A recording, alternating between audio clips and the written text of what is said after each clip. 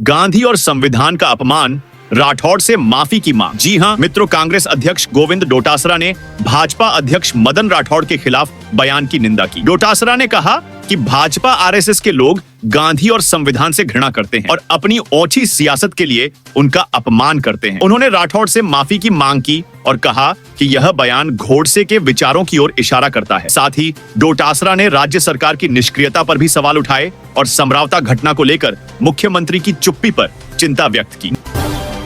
Blackmailing और 12,000 रुपए ऐंठने के आरोप में युवक गिरफ्तार। जी हां मित्रों, थाना इलाके में 2 चचेरी बहनों की आत्महत्या मामले में पुलिस ने आरोपी युवक को गिरफ्तार किया है। आरोप है कि युवक सोशल मीडिया के जरिए इन लड़कियों को ब्लैकमेल कर रहा था और उनसे 12,000 रुपए ऐंठ चुका था। दोनों बहनें पिछले कुछ दिनों से तनाव में थीं और युवक ने इंस्टाग्राम पर दोस्ती कर उन्हें अपने जाल में फंसाया। आरोपी लड़कियों से रुपए मांगता था और मिलने का दबाव बनाता था। पुलिस ने मामले की गहन जांच शुरू कर दी है और यह मामला लव जिहाद से भी जुड़ा बताया जा रहा है।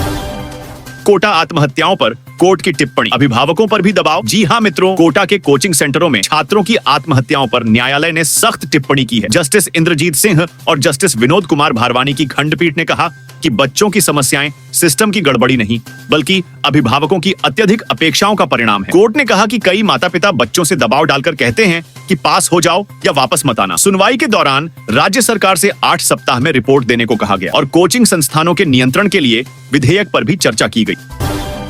दौसा जिले के 18 क्रिकेट खिलाड़ी अंडर 14 टीम में चयनित। जी हां मित्रों, जिले के 18 खिलाड़ियों को अंडर 14 क्रिकेट टीम में शामिल किया गया है। जिला क्रिकेट संघ के सचिव ब्रिज किशोर उपाध्याय ने बताया कि खिलाड़ियों के ट्रायल राजेश पायलट स्टेडियम में हुए, जिसमें करीब 60 खिलाड़ियों ने भाग लिया। ट्रायल के बाद 30 खिलाड़ियों को शॉर्टलिस्ट किया गया और 3 मैचों में उनकी परफॉर्मेंस के आधार पर 18 खिलाड़ियों का चयन किया गया। चयनित खिलाड़ियों में ध्रुव कुमार जाटव, हुनर जांगिड़, यथार्थ शर्मा समेत अन्य खिलाड़ी शामिल हैं, जो आगामी प्रतियोगिताओं में जिले का प्रतिनिधित्व करेंगे।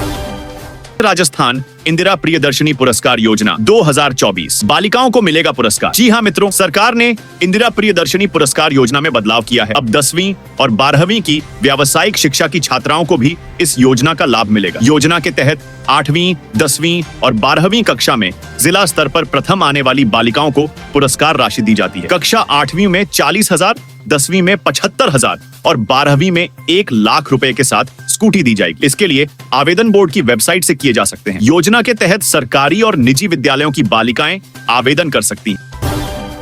रोडवेज चालकों की मुसीबत बढ़ी, 400 किलोमीटर का रोजाना लक्ष्य। जी हां मित्रों, रोडवेज प्रशासन ने निगम के घाटे को कम करने के लिए रोडवेज चालकों और परिचालकों पर सख्ती बढ़ा दी है। अब हर बस को कम से कम 400 किलोमीटर प्रतिदिन चलाना होगा। पहले बसें 300 से 350 किलोमीटर तक चलती थी। बिना टिकट यात्रियों को लेकर पकड़े जाने पर परिचालकों पर कड़ी कार्रवाई की जाएगी और उन्हें निलंबित किया जाएगा। रोडवेज अधिकारियों के अनुसार इस कदम से निगम की आय में वृद्धि होगी, लेकिन चालकों को अधिक समय तक स्टीयरिंग संभालना पड़ेगा, जिससे उनकी मुसीबत और बढ़ गई। खारा गांव में प्रदूषण बढ़ा, पीओपी फैक्ट्रियों से संकट। जी हां मित्रों, खारा गांव में वायु प्रदूषण खतरनाक स्तर पर पहुंच गया है, जहां पीओपी की फैक्ट्रियों से निकलने वाला धुआं लोगों की श्वास संबंधी समस्याओं का कारण बन रहा है। राजस्थान प्रदूषण नियंत्रण बोर्ड का दल जांच के लिए बीकानेर पहुंचा है। 398 से लेकर 1528 माइक्रोग्राम प्रति क्यूबिक मीटर प्रदूषण का स्तर मानक 100 माइक्रोग्राम से कई गुना अधिक पाया गया। प्रदूषण के कारण बच्चों और बुजुर्गों को श्वास की समस्याएं हो रही हैं। विशेषज्ञों का कहना है कि PM10 कण फेफड़ों को नुकसान पहुंचा सकते हैं। जिला कलेक्टर ने रिपोर्ट ली है और फैक्ट्रियों को शिफ्ट करने पर विचार किया जा रहा है। गहलोत ने इंदिरा गांधी की जयंती पर भजनलाल सरकार पर हमला। जी हां मित्रों, पूर्व प्रधानमंत्री इंदिरा गांधी की जयंती पर कांग्रेस कार्यालय में पुष्पांजलि कार्यक्रम के दौरान पूर्व मुख्यमंत्री अशोक गहलोत ने भजनलाल सरकार पर तीखा हमला किया। गहलोत ने कहा कि सरकार का यह पूरी तरह से फेलियर था और उन्हें समय रहते इस पर ध्यान देना चाहिए था। उन्होंने इंदिरा गांधी को लेकर कहा कि उन्होंने देश का भूगोल बदल दिया और पाकिस्तान को 2 टुकड़ों में बांट दिया। गहलोत ने कहा कि इंदिरा गांधी के सिद्धांतों से हमें सीख मिलत है। खैरथल तिजारा में प्रदूषण के कारण 23 नवंबर तक स्कूल बंद। जी हां मित्रों, जिले के सभी स्कूलों में 23 नवंबर तक अवकाश घोषित किया गया है, जिससे प्रदूषण के कारण बच्चों की सेहत पर असर न पड़े। जिला कलेक्टर द्वारा जारी आदेश में कहा गया है कि 20 से 23 नवंबर तक 5वीं कक्षा तक के बच्चों को अवकाश रहेगा, लेकिन शिक्षक स्कूल आएंगे और ऑनलाइन कक्षाएं संचालित करेंगे। बीकानेर, खैरथल और करौली में AQI 300 के पार पहुंच गया है, जिससे सांस लेने में कठिनाई हो रही है। विशेष रूप से दमा के मरीजों को परेशानी हो रही है। राजस्थान में बढ़ा प्रदूषण, स्कूल बंद, ऑनलाइन क्लास जारी। जी हाँ मित्रों, राजस्थान में बढ़ते वायु प्रदूषण के चलते खैरथल तिजारा एडीएम शिवपाल जाट ने छात्रों के लिए स्कूलों में छुट्टी का ऐलान किया है। हालांकि शिक्षकों को स्कूल आना होगा और छात्रों की पढ़ाई ऑनलाइन जारी रहेगी। बीकानेर में AQI 306 तक पहुंच गया, जो गंभीर श्रेणी में आता है। जयपुर, जोधपुर और कोटा में भी प्रदूषण स्तर 200 से ऊपर है। बढ़ते प्रदूषण के कारण विजिबिलिटी पर असर पड़ा है और अस्थमा के मरीजों की संख्या अस्पतालों में बढ़ रही है। लोगों को सलाह दी गई है कि अनावश्यक बाहर निकलने से बचें। गौशालाओं के लिए नीति सरल होगी, गौ अभयारण्य पर जोर। जी हाँ मित्रों, राजस्थान के पशुपालन मंत्री जोराराम कुमावत ने गौशालाओं की जमीन आवंटन नीति के सरलीकरण और समय पर अनुदान उपलब्ध कराने के निर्देश दिए। उन्होंने जिला गोपालन समिति की बैठकें नियमित करने पर जोर दिया। मध्य प्रदेश और उड़ीसा की तरह राज्य में गौ अभयारण्य स्थापित करने की योजना पर बल दिया गया। कुमावत ने गाय के गोबर और गौमूत्र से उत्पाद बनाने के लिए योजनाएं तैयार करने और एआई तकनीक के उपयोग पर जोर दिया। उन्होंने किसानों और पशुपालकों को आर्थिक मजबूती देने और आगामी बजट में प्रभावी योजनाएं शामिल करने के निर्देश दिए।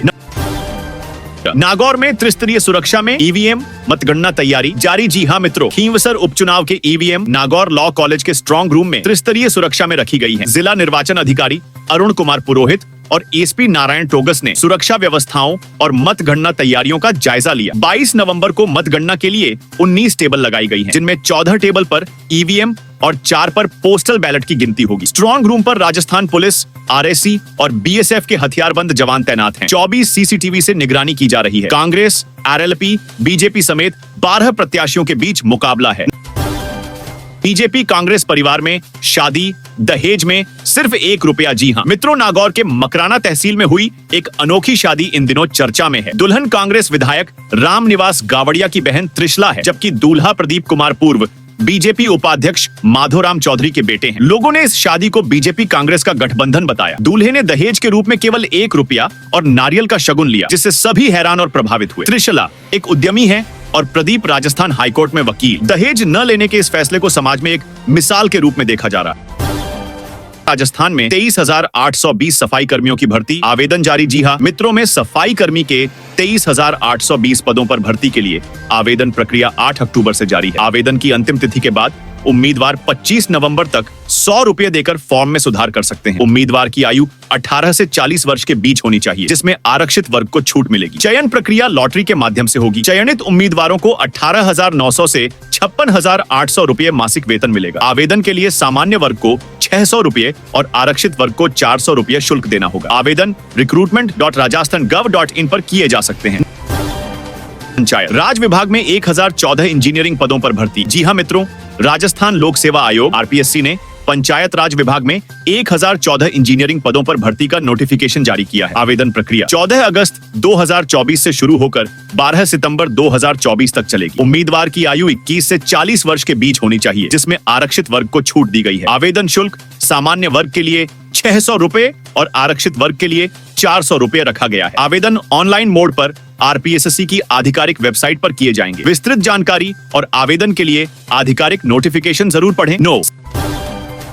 महिला का पर्स छीन, बदमाश फरार, जांच शुरू। जी हाँ मित्रों, डूंगरपुर के राजपुर घाटी में बाइक सवार बदमाशों ने ऑटो में सफर कर रही हिमानी नामक महिला का पर्स छीन लिया। पर्स में 19,500 रुपए नकद और मोबाइल था। महिला अपने पति महेंद्र नाई के साथ इलाज के लिए जा रही थी। घटना के बाद आसपास के लोगों ने बदमाशों का पीछा किया, लेकिन वे फरार हो गए। पीड़ित ने सदर थाने में शिकायत दर्ज कराई। पुलिस ने मामला दर्ज कर जांच शुरू कर दी है। वहीं गेपसागर झील के पास चप्पलें और खून से सने कागज मिलने के बाद पुलिस सर्च ऑपरेशन कर रही है। स्वास्थ्य सेवाओं में सुधार के लिए सख्त निर्देश। जी हाँ मित्रों, मुख्यमंत्री भजनलाल शर्मा ने स्वास्थ्य सेवाओं को बेहतर बनाने और मिलावटखोरों पर सख्त कार्रवाई के निर्देश दिए। छोटे कस्बों में गुणवत्तापूर्ण चिकित्सा सुविधाएं देने के लिए आयुष्मान मॉडल सीएचसी बनाने की योजना का ऐलान किया। उन्होंने अधिकारियों से इन सीएचसी का निर्माण जल्द पूरा करने को कहा। चिकित्सा विभाग में तकनीकी नवाचार अपनाने और कामकाज की नियमित समीक्षा पर भी जोर दिया। सीएम ने कहा कि राज्य सरकार सस्ती, सुलभ और गुणवत्तापूर्ण स्वास्थ्य सेवाएं हर व्यक्ति तक पहुंचाने के लिए प्रतिबद्ध है। स्वास्थ्य बजट घोषणाओं को तेजी से लागू करने के निर्देश दिए गए। सीईटी स्नातक स्तर RSMSSB जल्द जारी करेगा बम्पर भर्तियां। जी हाँ मित्रों, RSMSSB जल्द ही CET स्नातक स्तर की बम्पर भर्तियों की घोषणा करने वाला है। योग्य उम्मीदवारों के लिए आवेदन प्रक्रिया जल्द शुरू होगी। राजस्थान के हजारों युवाओं के लिए यह एक सुनहरा अवसर है। परीक्षा में भाग लेने वाले अभ्यर्थी अपनी योग्यता के अनुसार सरकारी नौकरियों के लिए आवेदन कर सकेंगे। RSMSSB ने संकेत दिया है कि इन भर्तियों में विभिन्न विभागों के पद शामिल होंगे। इच्छुक उम्मीदवारों को आधिकारिक वेबसाइट पर नजर बनाए रखने और समय पर आवेदन करने की सलाह दी गई है। आवेदन की तारीख और विस्तृत जानकारी जल्द ही जारी की जाएगी। राजस्थान में तापमान गिरा, शुष्क रहेगा मौसम। मौसम विभाग। जी हाँ मित्रों, राजस्थान में बीते 3 दिनों में तापमान में भारी गिरावट दर्ज की गई है। मौसम विभाग के अनुसार सीकर में न्यूनतम पारा 7.2 डिग्री और चूरू में 9.6 डिग्री तक पहुंच गया। राजधानी जयपुर में न्यूनतम तापमान 13.8 डिग्री रहा। बाड़मेर 31.8 डिग्री के साथ सबसे गर्म रहा। विशेषज्ञों का कहना है कि अगले 2-3 दिनों तक तापमान में कोई बड़ा बदलाव नहीं होगा और कोहरे से राहत रहेगी। राज्य में मौसम शुष्क रहने की संभावना है। ठंड बढ़ने से स्वास्थ्य समस्याएं बढ़ रही हैं। नागरिकों को सतर्क रहने की सलाह दी गई है।